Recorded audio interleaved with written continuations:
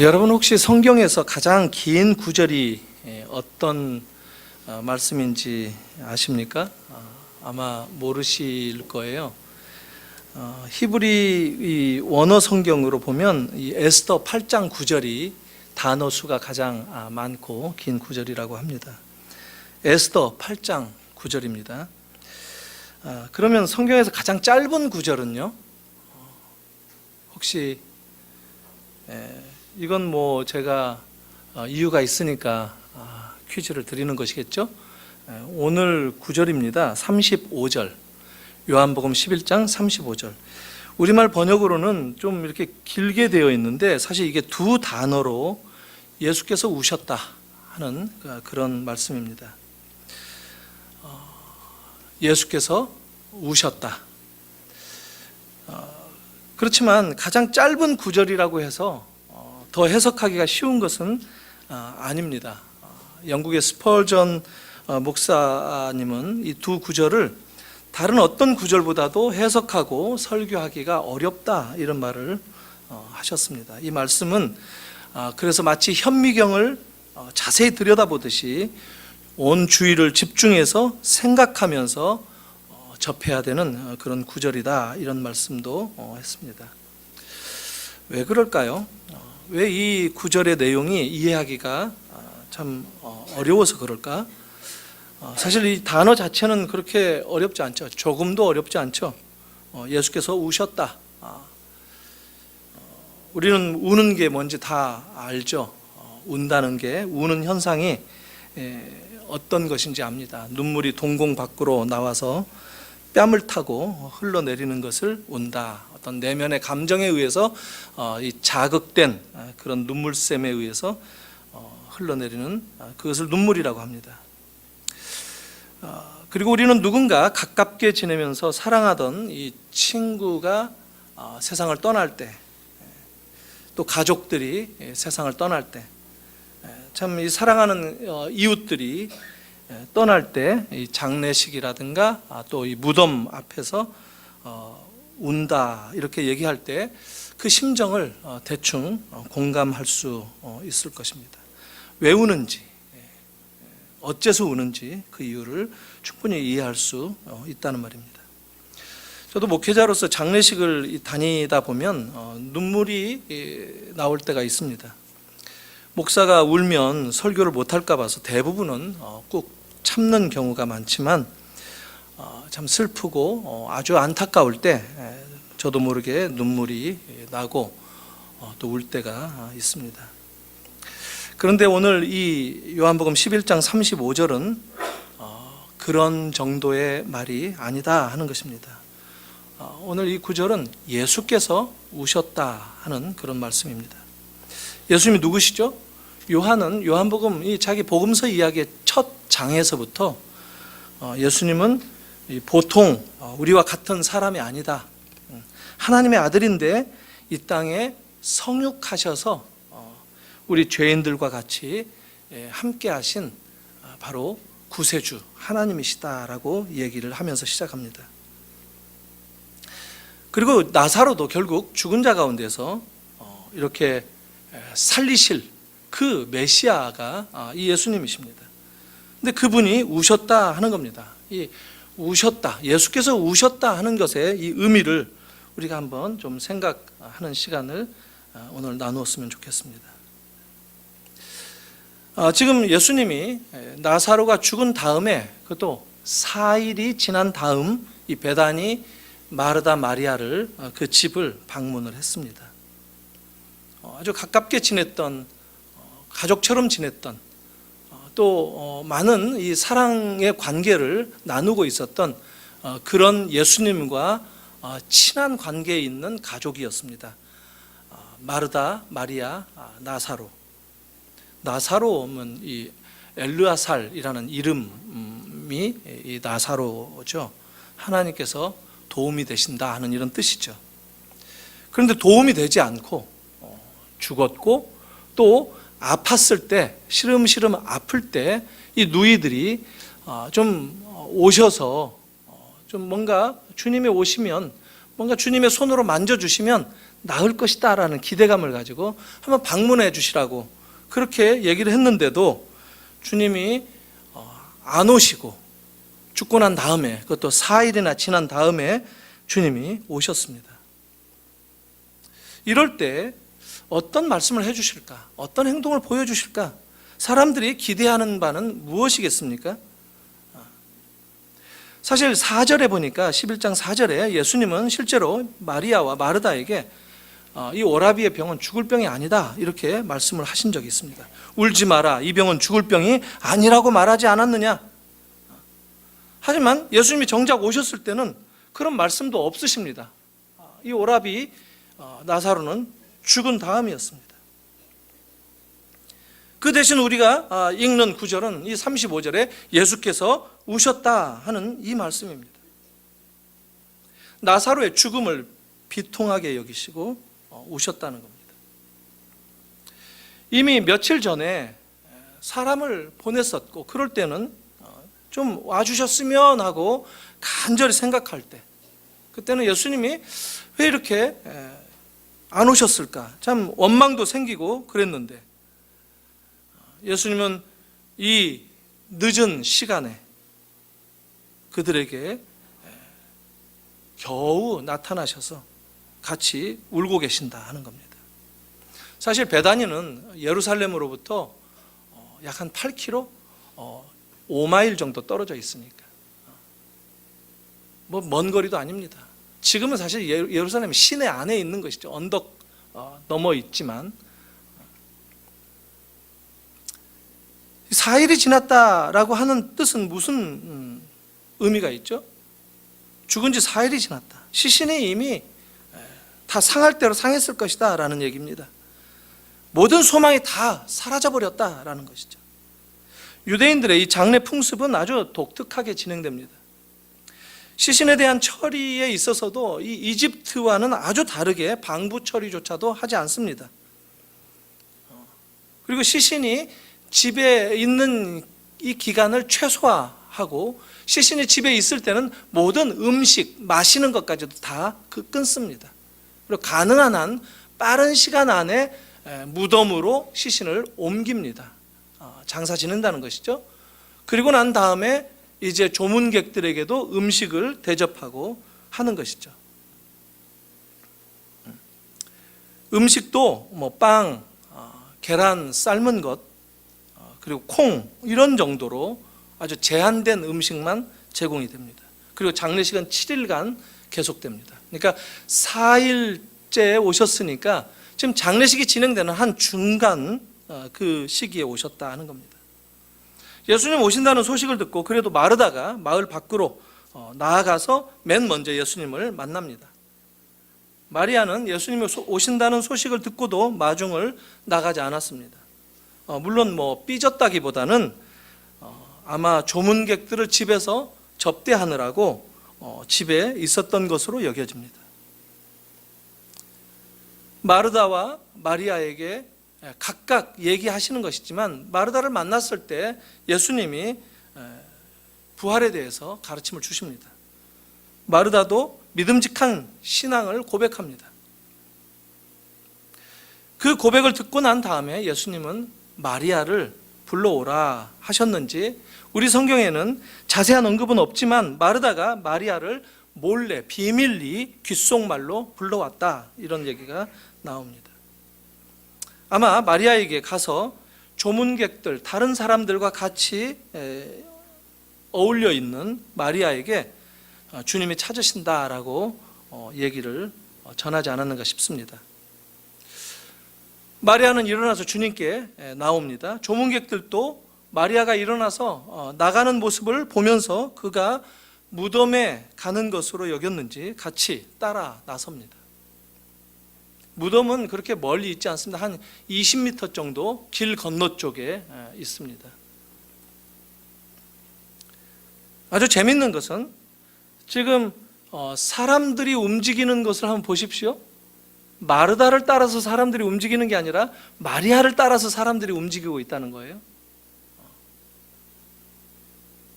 이건 마르다는 섬김으로, 마리아는 말씀으로 이런 예수님과의 친밀도를 얘기한 말씀도 나오죠. 예루살렘에서 온 유대인들은 이 마리아의 가족들, 마르다의 가족들이 예수를 믿고 따르기 때문에, 예수를 메시아로 하나님의 아들로까지 고백하기 때문에 유대교의 회당에서는 쫓겨난 그런 가문으로 다 소문을 들어서 알고 있던 그런 터였을 것입니다. 그런 상황 가운데서 무덤 앞에 많은 사람들이 지금 모이게 되었습니다. 그런데 한 가지 주목할 게 뭐냐면, 마리아가 주님 발 앞에 엎드렸다 하는 얘기가 나옵니다. 이게 아주 중요합니다.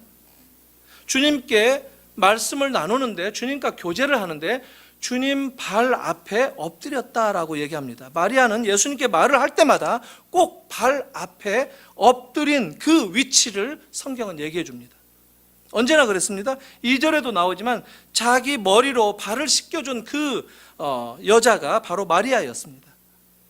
그런데 오늘 32절에 발 앞에 엎드려 주님께 말한다. 이게 무슨 뜻입니까?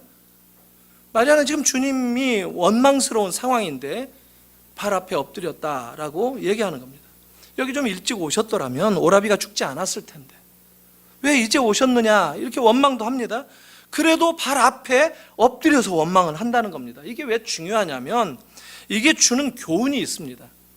우리는 마리아의 이런 태도를 정말 배울 필요가 있는데요, 우리가 때때로 주님을 원망할 때가 있죠.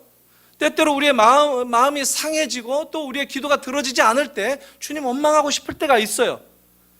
그럴 때 어떤 사람들은 교회에 나가기도 싫고 그냥 자기 감정이 상하고 마음이 무너져 있을 때 예수고 뭐고 우선 당장 싫다 이런 생각이 들 때가 있단 말이에요.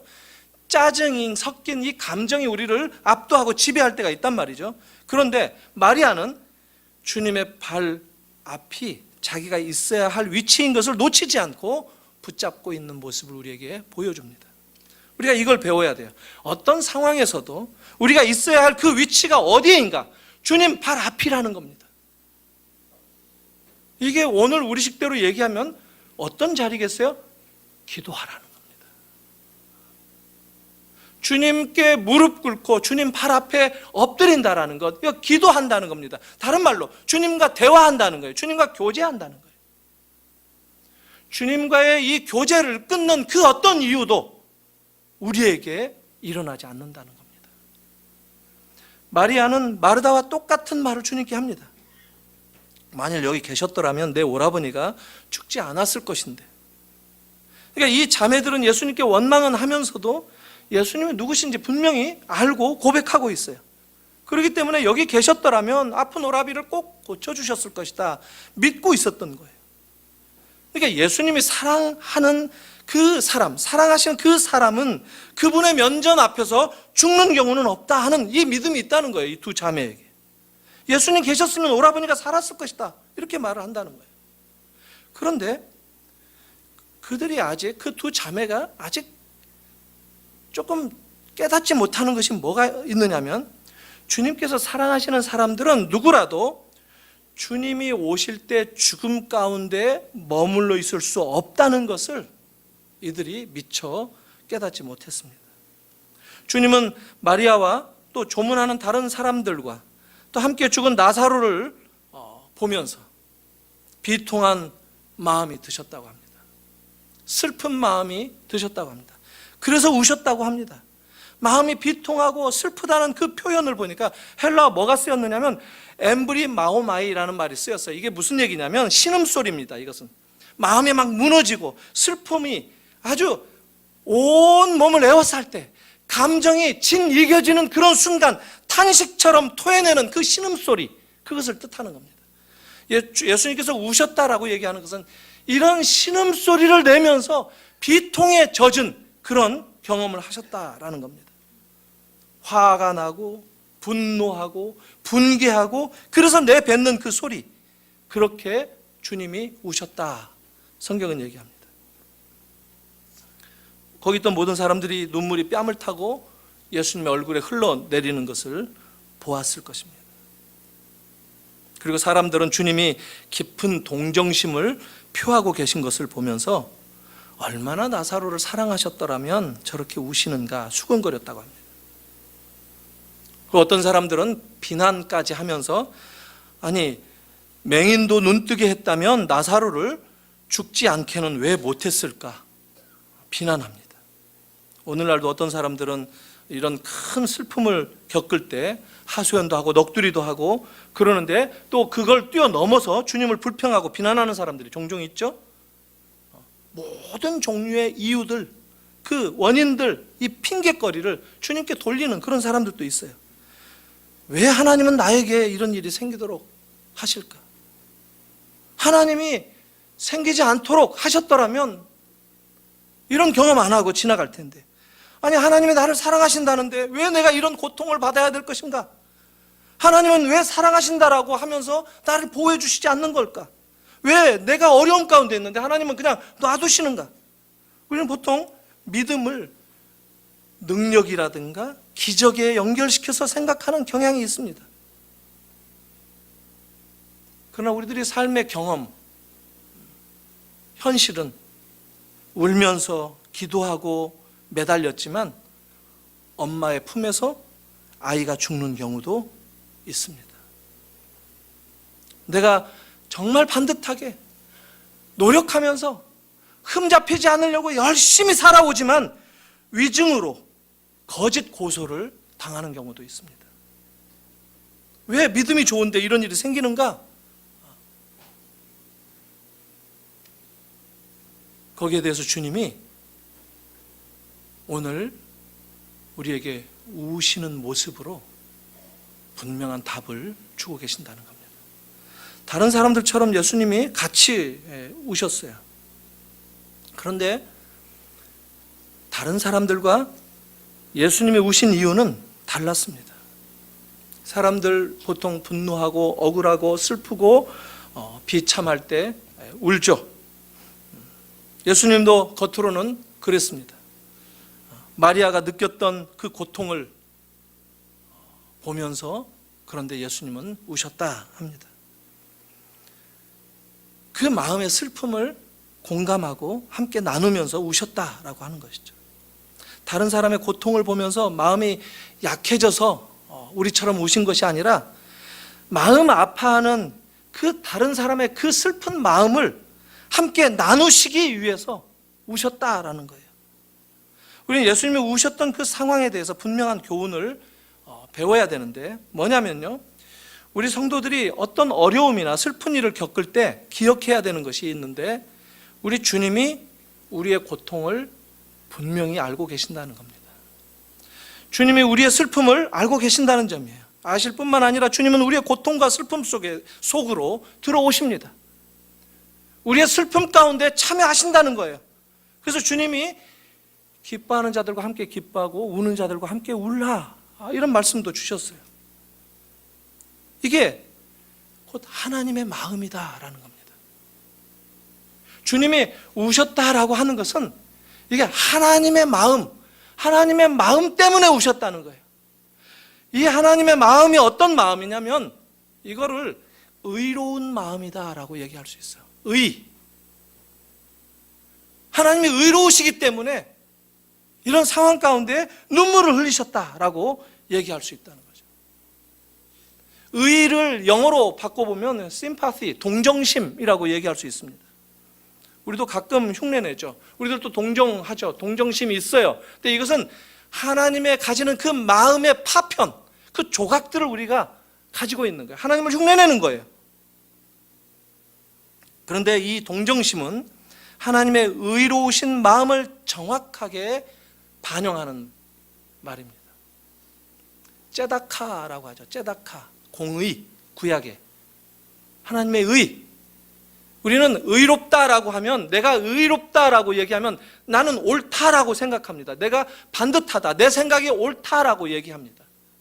근데 하나님은 의롭다라는 말을 그런 차원에서 사용하시지 않았습니다. 우리는 나의 의로움 때문에, 바리새인들이 그랬죠. 다른 사람들의 약한 부분, 바로 서지 못한 부분, 다른 사람들의 틀린 부분들을 지적하고 구분하고 나누는, 그래서 바리새인의 뜻도 파리시스라는 게 구별한다라는 거 아닙니까? 이게 레위기적인 용어예요. 구별한다, 거룩하다라는 뜻이죠. 거룩하다.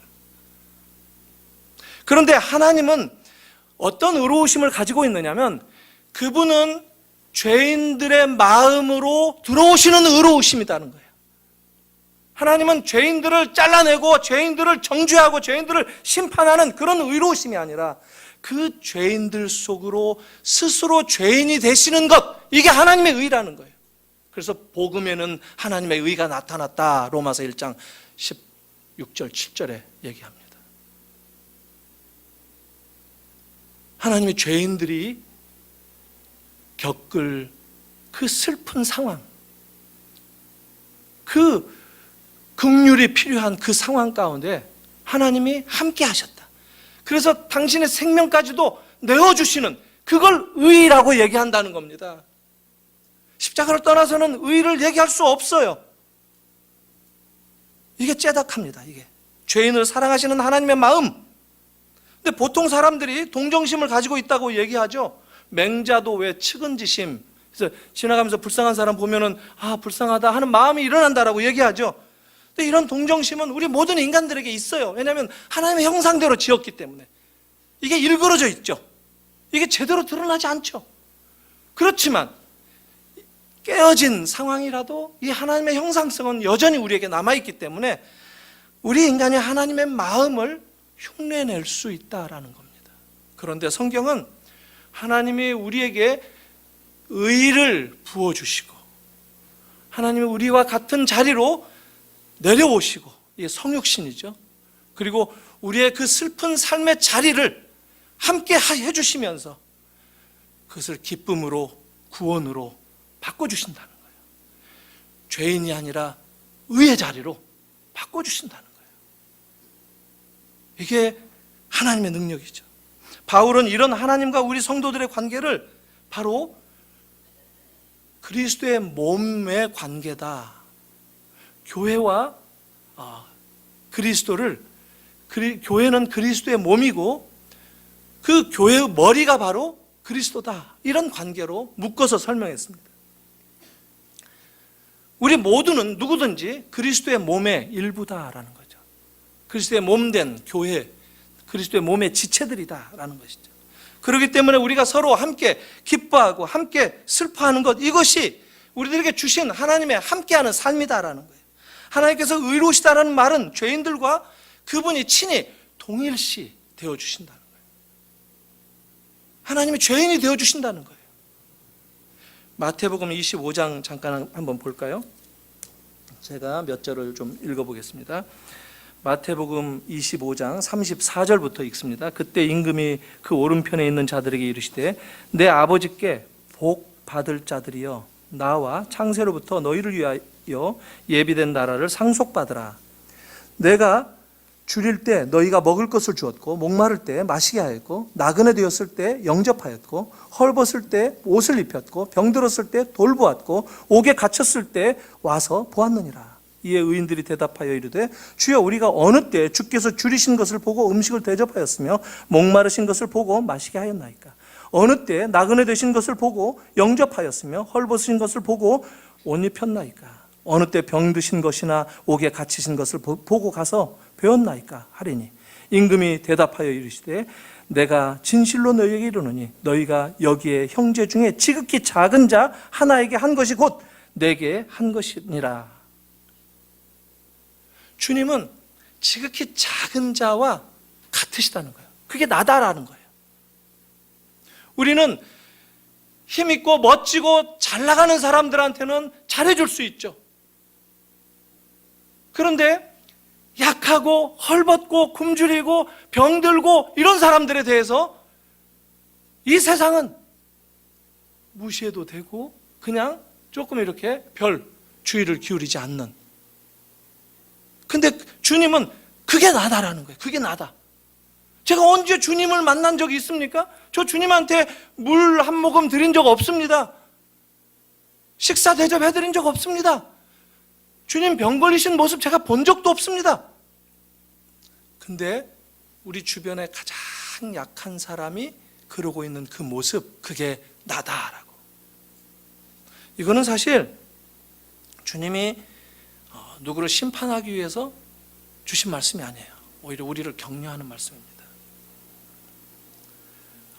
뭐냐면요, 교회를 이루는 성도들, 우리 모두를 당신의 몸이라고 생각하신다는 거예요. 주님은 어려움을 겪는 사람, 힘없고 약한 사람, 병든 사람, 슬퍼하는 사람, 소위 작은 자들, 그들이 바로 주님이시다. 주님은 그들과 동일시하신다는 거예요. 예수님은 거기 있던 사람들에게 무덤에 돌을 옮기라 하십니다. 나사로에게 무덤에서 그리고 나오라 라고 얘기하십니다. 살려내시는 거죠. 이게 이야기의 클라이막스인데, 사실 그거보다도 더 중요한 것은 주님이 보여주셨던 그 성육하시는 모습, 그 슬픔 가운데, 비통함 가운데 놓여있는 사람들과 함께하는 마음을 가지신 그 우시는 모습을 보여주시는 것, 이것이 하나님의 의 때문에 가능했다는 거예요. 그리고 이 하나님의 의를 우리가 가지고 붙들고 살기를 원하신다는 거예요. 의롭지 못한 사람은 그런 자리에 갈 수 없다는 거예요. 그리스도의 몸된 교회가 그 몸의 지체의 균형이, 건강이 문제가 되는 어떤 지체를 어떻게 대하느냐에 따라서 사실은 주님은 보고 판단하신다라는 거예요. 지극히 작은 자에게 어떻게 행하느냐 하는 것은 그건 곧 나에게 행하는 것이다. 아픈 사람에게, 좀 정신적으로 약한 사람에게 교회의 많은 성도들이 어떻게 대하느냐, 그게 곧 예수님께 대하는 기준이다라고 하는 겁니다. 주님은 그들 편에서 눈물을 흘리신다는 거예요. 그리고 우리에게 우는 자들과 함께 울라고 말씀하십니다. 그리고 주님이 친히 우셨어요. 하나님이시기 때문에 가능한 그 눈물을 우리에게 가르쳐 주시기 위해서. 사랑하는 성도 여러분, 예수님이 나사로야 나오너라, 죽었던 나사로가 이제 걸어 나오고 살아있는 사람으로 반응을 보였습니다. 현장에 있던 모든 사람들이 다 슬픔을 이겨내고 기쁨을 회복했습니다.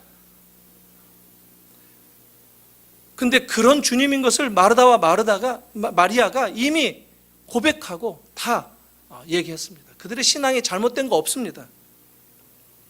예수님의 정체를 분명히 간파하고 있었고, 그리고 부활의 신앙도 가지고 있었습니다. 주님의 약속도 믿었고, 주님의 능력도 믿었고, 부활도 믿었어요. 문제가 없어요. 하지만 주님께서 오늘 이 본문 말씀을 통해서 우리에게 주시고자 하시는 말씀에 의도가 있으신데,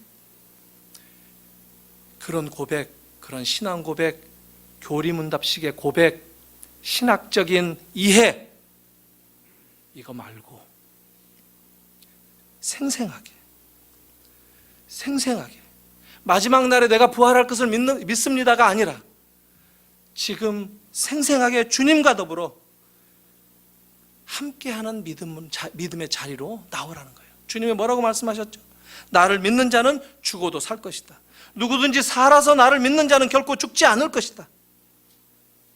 이게 마리아와 마르다의 인생의 진정한 전환점이 됩니다.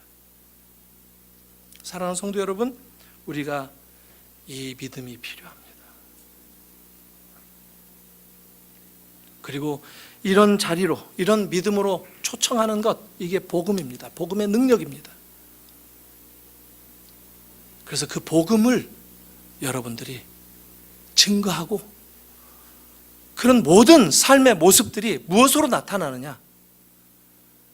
우는 자들 속으로 내가 들어갈 수 있는가? 하나님의 그 의를 내가 부여받은 그 의로운 자리에 있는가? 루터는 그런 말을 했어요. 이 의를 얘기할 때 소외된 의라는 말을 했어요. 의가 나하고 떨어져 있다는 거예요. 우리는 중세 신학자들은, 오늘날도 로마 교회들은 그런데, 어거스틴도 그런 비슷한 얘기를 했는데 그것을 더 발전시킨 건데, 주사를 놓아주듯이 우리에게 의를 하나님이 주입시켜 주셨다는 거예요.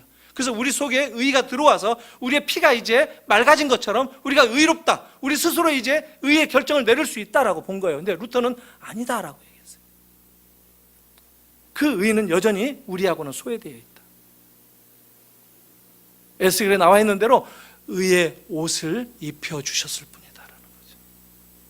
그리스도의 옷으로 우리를 겉옷을 입혀주신 것이지 속으로는 우리는 여전히 죄인이다라는 것이죠. 그러나 이 의의 옷의 능력은 지금 죽은 자를 살리시는 예수 그리스도의 능력이다라는 것이죠. 사랑하는 성도 여러분, 이 의로운 삶의 자리로 나아가시기를 바랍니다. 그것은 다른 것으로 하는 거 아니에요. 나보다 약한 자들을 향해서 관심을 기울이는 모습으로 나타난다는 겁니다. 우리 교회가 주님의 몸된 교회가 되는 그 기준이 무엇인가? 잘나고 또 번지르한 그런 사람들이 대접받고 하는 것이 아니라 약하고 가진 것 없고 병들었고 하는 사람들이 관심을 받고 사랑받고 그들 마음 가운데 같이 슬픔으로 공감하고 하는 모습들이 있는가? 그게 주님의 몸된 교회의 모습이라는 거예요. 이거 놓치지 마시기를 바랍니다. 이게 여러분들의 삶 속에서, 여러분의 가정 속에서, 우리 교회에서 꽃 피우도록 하십시다. 이게 복음입니다. 죄인 되어서 우리가 이미 죽었던 자들인데 내버려 두시지 않고 하나님이 내가 있어야 할 그 죄인의 자리에 가주셨기 때문에 오늘 우리가 있다는 것. 그래서 교회에서는 모든 사람들이 자랑할 수 없어요. 다른 말로 말하면 떳떳할 수 없다는 거예요. 큰 소리 칠 수 없다는 거예요. 목사도 겸손해야 되는 거예요. 내게 아니구나. 내가 가진 거 내게 아니구나. 내 것이 아니고 다 주님 주신 선물이구나. 은혜로구나. 나는 무릎 꿇어야 되겠구나. 이게 주님의 발 앞의 자리입니다. 여러분들의 그런 삶으로의 새로운 각오와 헌신이 여러분들의 가정과 우리 교회에 채워지기를 주님의 이름으로 축원합니다. 기도하겠습니다. 하나님 아버지, 은혜를 감사합니다. 슬픔 가운데, 비통함 가운데, 절망적인 상황 가운데 눈물 흘리는 마리아와 마르다를 보시면서 나사로의 죽음의 그 현장 가운데에서 주님 우셨다는 이 말씀을 저희들이 함께 나누었습니다. 하나님의 의로우심 때문에 우셨던 그 주님을 저희들이 생각하면서 우리의 삶 속에서 이 주님 흉내내며 살기를 소원하오니 주님 인도하여 주시옵소서. 우는 자들과 함께 울고 약한 자들을 보살피고 물 한 모금 달라 하는 자들에게 주님의 명령으로 주님을 모시듯이 물을 떠다 바치는 그런 삶으로의 전환을 할 수 있는 우리 모든 심령들 되게 하여 주시옵소서. 그래서 우리들이 만들어내는 삶의 모습 가운데 주님이 영롱하게 빛나게 하시고 우리가 만나는 사람들과의 관계 속에서 주님의 의가 지배하는 그러한 아름다운 삶의 이야기가 퍼져갈 수 있도록 저희들을 주장하시고 인도하여 주시옵소서. 예수님의 이름으로 기도하옵나이다. 아멘.